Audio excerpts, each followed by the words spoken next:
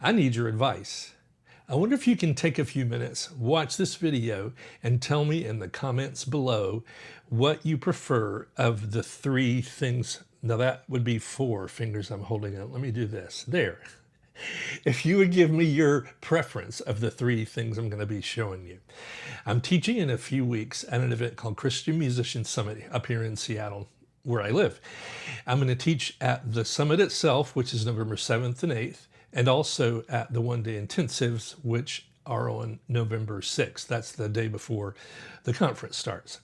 The intensive is me in a room full of keyboard players where I get to talk to them and teach them all day long with a little lunch break in the middle.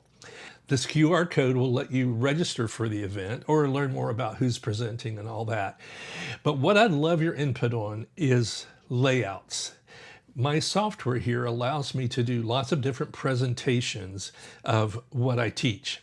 One of the things, obviously, that I focus on is an actual keyboard.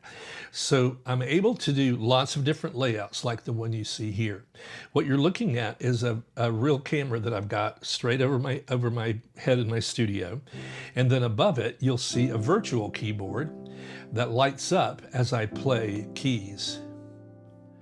And in a classroom setting, this is very helpful because my fingers sometimes in the overhead shot alone, this camera shot, if I'm holding a D, a C, and a G down, sometimes because my hand is obscuring those notes, it's hard to know exactly what I'm playing.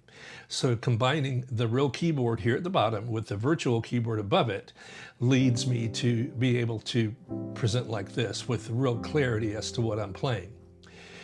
Now, I can also present this keyboard arrangement with the real keyboard still there, but I can overlay the virtual keyboard where the keys light up with colors as I play them. I can lay it on top of the actual keyboard. So you still see my hands if you're wondering what fingers I'm using for the various notes, but it doesn't take up that vertical space that the original layout took. Now this has the virtual keyboard, the overlay at 50%, so that you can see the colors light up, but you can see my fingers below it a little more easily.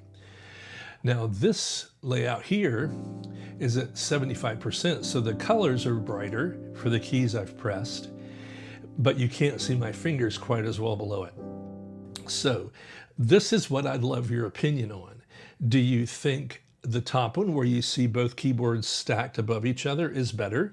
Do you think the one where the opacity is at 50%, meaning you can see the keys a little easier, is better?